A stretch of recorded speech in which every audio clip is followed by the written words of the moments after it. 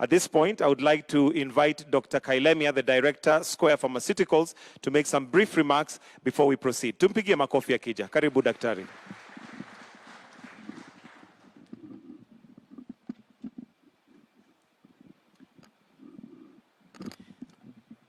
Your Excellency, Dr. Samuel Ruto, the President of Kenya and the Commander-in-Chief of Armed Forces, His Excellency, the Ambassador of Bangladesh, Your Excellencies, the CSs, Nakumicha and Rebecca Miano, and all invited guests and any other protocol observed. Your Excellency, may I take this opportunity to thank you very much for coming to visit and launch this factory. Briefly, I'll give you a few insights into what this company is all about. Square Pharmaceuticals, EPCent Limited, was conceived and we started to think about building this factory in 2018. That is when the groundbreaking was done. As you know, thereafter there was COVID set in and there was a slowdown in the completion of this factory. But eventually we've finished building this factory 2020, 2021. Thereafter, we invited Pharmacy and Poisons Board for audit, and we got a facility approval May 2022. Eventually, we got a commercial production license, that is GMP, 2022. And our first product was released from this site in March 2023. And among the products that we are producing here, we are very grateful for your directive. KEMSA has started giving us some orders. Thank you very much, Your Excellency. Now this factory will be built in 3 phases. We have finished the first phase, which is out here, that is solids, that is tablets and capsules. And that one has been built at a cost of 3 billion shillings. Thereafter, we are planning to move to this site here to put up a liquid factory. And finally, we shall do a 3rd phase across here. And the total cost of this factory will be about 9 billion. I think this is, I'm told this is the first investment by a Bangladesh company outside Bangladesh. So, Your Excellency, Kenya is unique in that it has actually accessed the first foreign investment from Bangladesh. They have not invested anywhere else.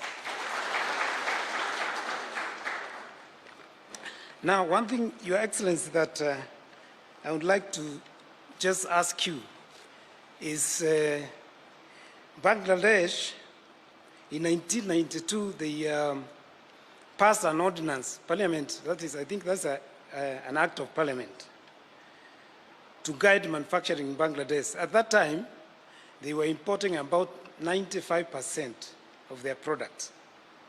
Through this law, it was decreed, or the law said that if 3 companies are producing any item, say paracetamol, then the importation of that product will be stopped so that the country can develop the capacity. And if anybody else wants to come and produce that product in the host country, that is Bangladesh, and in our case, Kenya, then they are welcome to compete with those who are already there. Now, that is 1982. By 1991, Bangladesh was self-sufficient in medical production. So, Your Excellency, I would invite you to ask your people to look at that ordinance and see if we can borrow from it, because there is no reason why we should be importing drugs from outside the country, yet we can produce them here and give jobs to our people. And I think everybody knows that His Excellency is very keen on creating jobs for our youth and also for our professionals. So if this ordinance can be looked at, I think it will guide us into being self-sufficient, because as you can see, Bangladesh became self-sufficient in production of medicine in exactly 9 years, 10 years. So Your Excellency, by the time you are leaving office 10 years from today, I think you can leave as a legacy that this country will be self-sufficient in medicine. And I believe, Your Excellency, you are capable and you will do this. So, in fact, this is the only thing that I want to leave you with. And I ask you to support the local industries, but that is one route that can help to make us self-sufficient. So, Your Excellency, those are the few remarks that I wanted to make. But let me thank you most sincerely for agreeing to come and commission this factory. We have a humble beginning, but we believe with their support, we shall be successful. Thank you very much.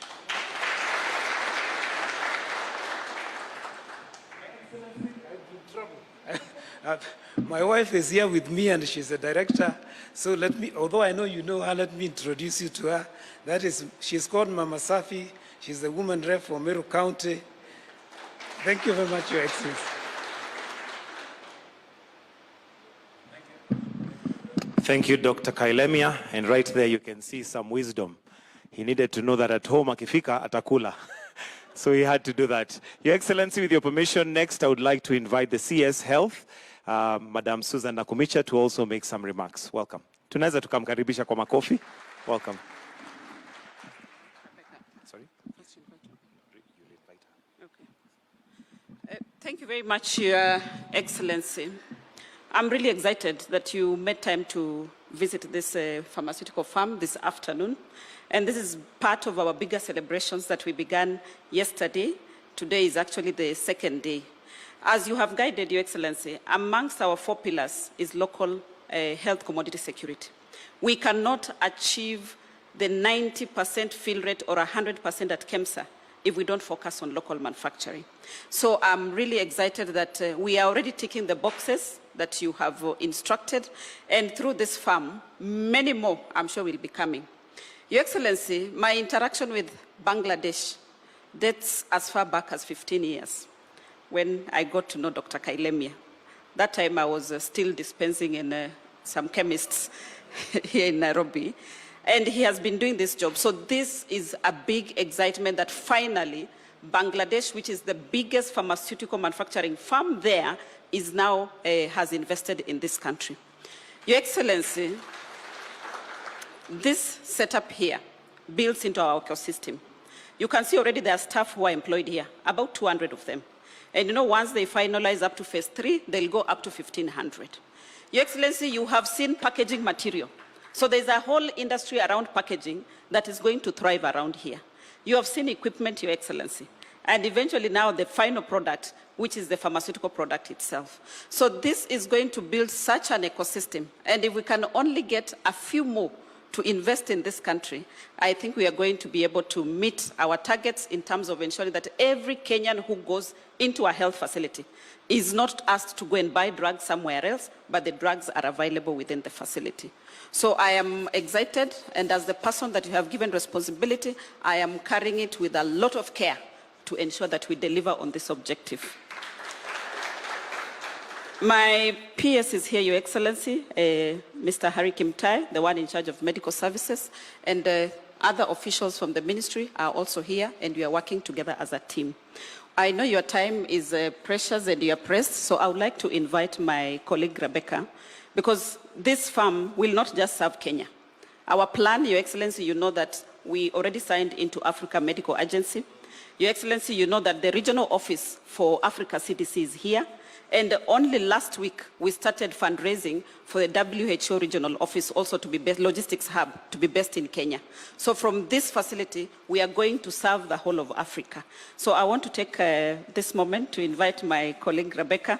She comes and tells us how she plans to leverage on the trade from this facility. Thank you, Excellency.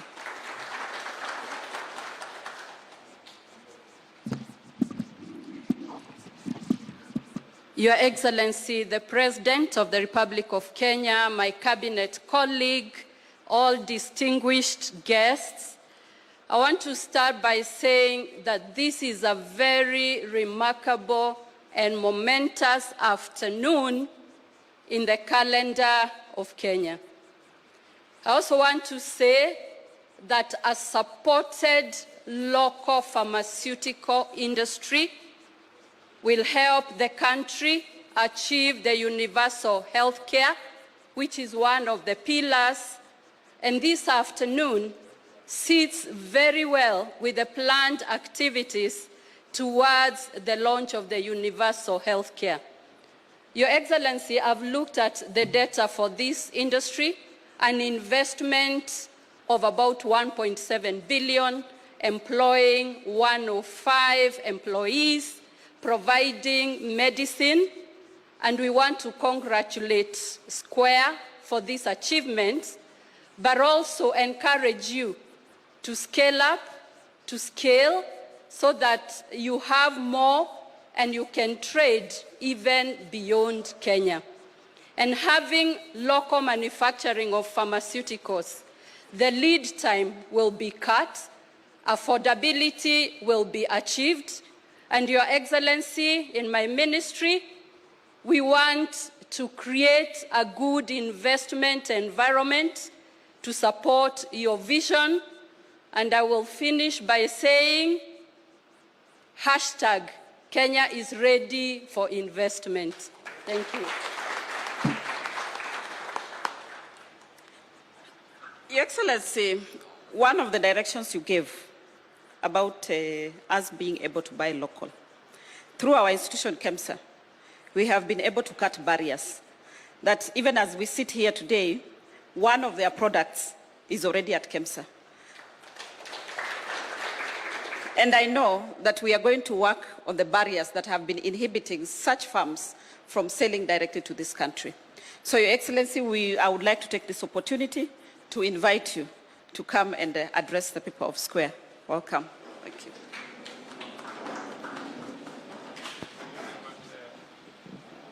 Thank you.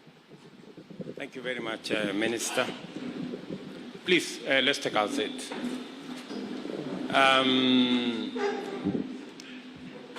Waziri and officials, the management and board of Square Pharmaceuticals, and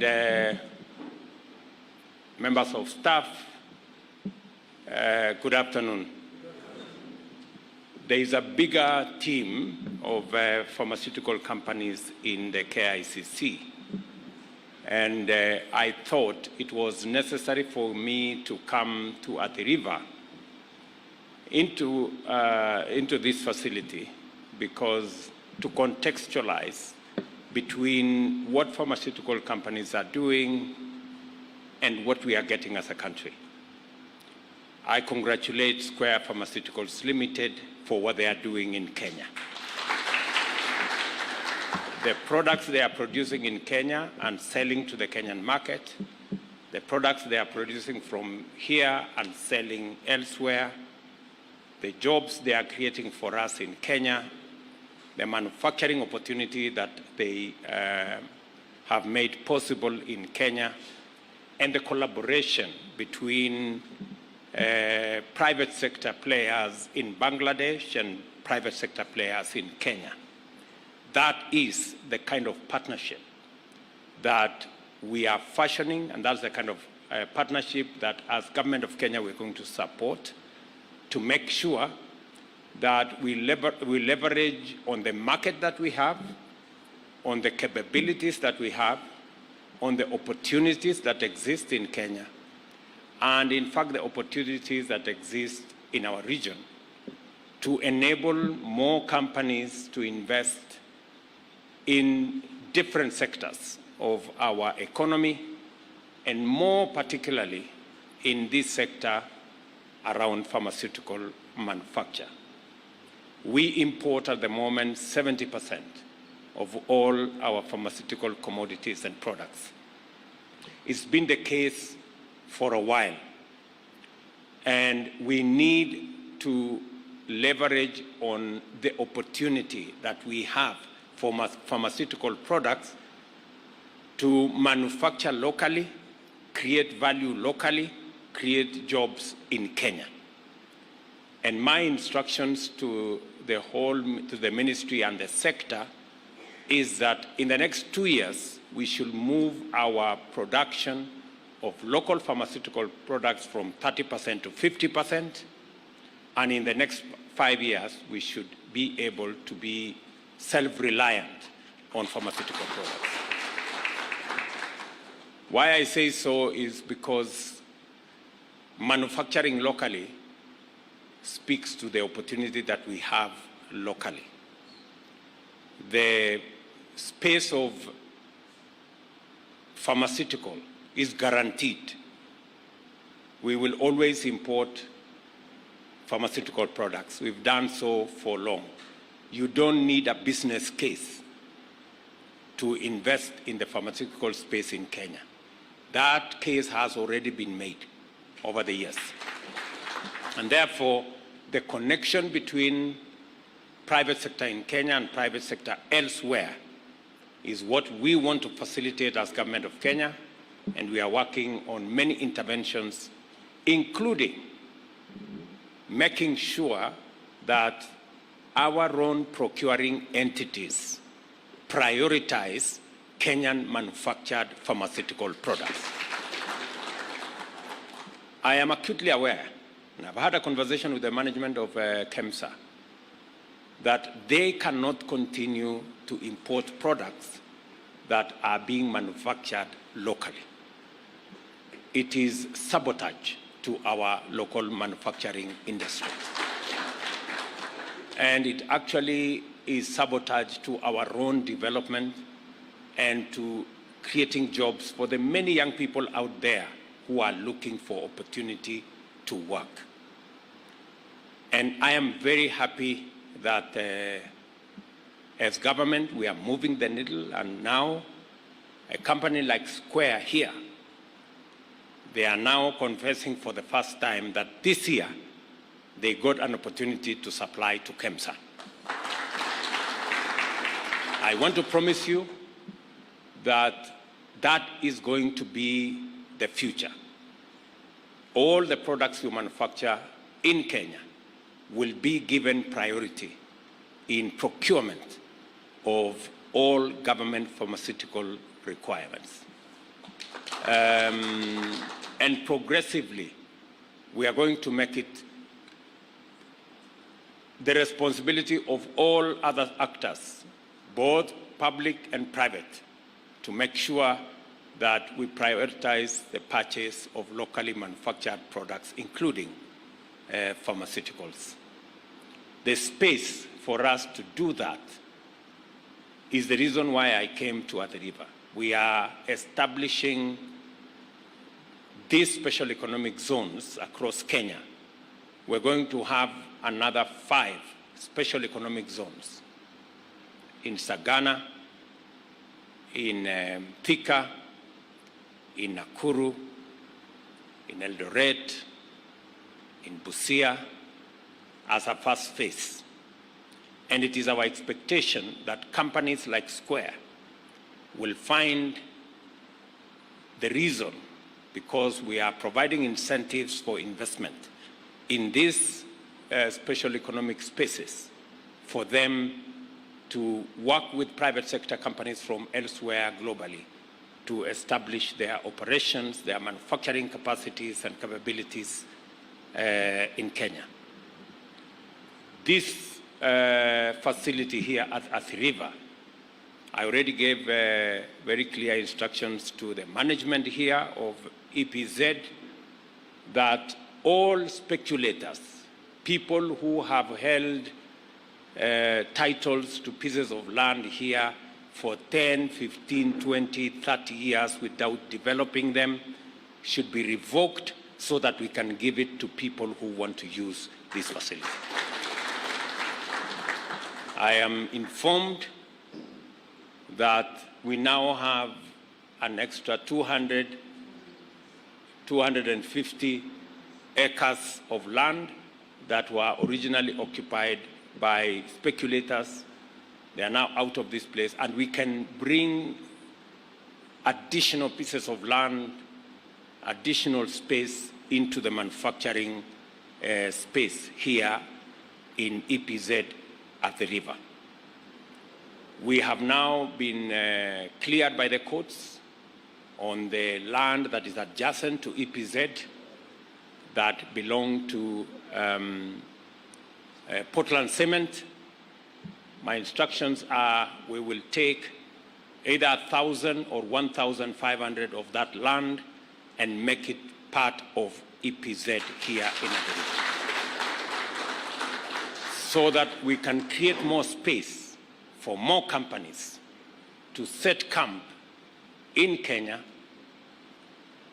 in at the river, and give ourselves an opportunity to manufacture more products, pharmaceuticals, furniture, steel, cement, and all other facilities that are necessary for us to manufacture locally as we expand our exports, because that is what is critical to us as a country.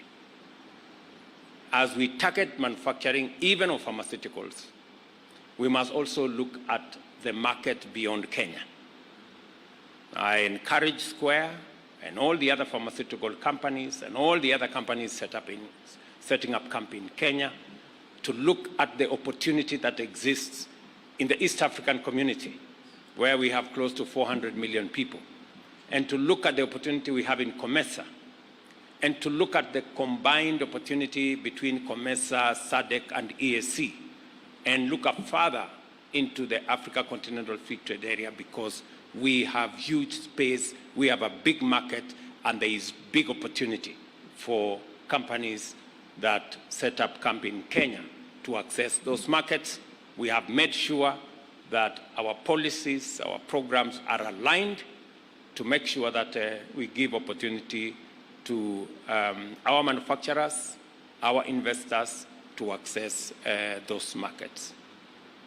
Again, I know that it was brought to my attention about the water availability in this special economic zone. We are working round the clock to make sure that we deliver adequate, high-quality water to facilitate the manufacturing that is going on in this space. I have given instructions to the Ministry of Water to make sure that the Northern Collector tunnel that we have been engaged in its construction is completed. I know we are at the tail end, and we are already working on a dedicated pipeline to the river to make sure that the companies who are here have access to water and other facilities to support manufacturing in this space. A request has been put to government to look at the tariffs on electricity that are being used in our special economic zones, especially in the river. Minister for Responsible will work with her counterpart in energy to make sure that we have a conversation as government, because we want to play a facilitative role in ensuring that we create the environment necessary for investors, for industrialists, and for people who want to work with us in the manufacturing space to find the right environment for them to invest. Congratulations again, Square Pharmaceuticals. We look forward to coming to open the other facility that you have shown us soon. It had better be soon, because I have too many people who are looking for jobs. And I want them to, whatever it is that I can do to help you, so that you can also help me to create opportunities for the young people of Kenya, I will do my part, and I hope you keep your part of the bargain. So congratulations again, everybody. I am very happy and to be part of this great event. Congratulations, Mr. Kailemia, for this investment and of the partnership you have built between Kenya and Bangladesh. I want to tell Ambassador, who said that he wants us to establish an embassy in Bangladesh, that I will give that request very due consideration. So otherwise, thank you very much. Asanteni sana. Vile nimesema, tunataka kuongeza, kwanza kufukuza wale watu wakora walikuwa hapa wamechukua ardhi na hawataki kufanya chochote, wanangojea kuuzia watu wengine, wanangojea kufanya speculation. Sasa tumewaambia wafunge virago waende, na ile ardhi imepatikana ya kutoka Portland Cement. Kama serikali tutanunua kiasi ya hiyo ardhi tuongezee katika facility hii ya Athi River ya Special Economic Zone ama Export Promotion Space, ili tuweze kuajiri vijana zaidi, kufacilitate kampuni zaidi nyingi ziweze kuwa hapa, na tuendelee na program ya manufacturing industrialization katika taifa letu la Kenya. Asanteni sana na watakia heri kwa wafanyikazi wa kampuni hii. Pongezi kwa kazi nzuri mnafanya hapa, na products ambazo mna manufacture hapa inasaidia sehemu yetu ya afya. Na mnajua tuko hapa leo kwa sababu tumeanza wiki ambayo kilele yake ni kuanzisha rasmi universal health coverage tarehe 20 kule Kericho. Thank you very much and God bless you. Thank you very much, Your Excellency. With your permission, kind indulgence, the management had requested for a quick picture. So if we can have the management kindly just come to the front. We take that picture, then we shall finish with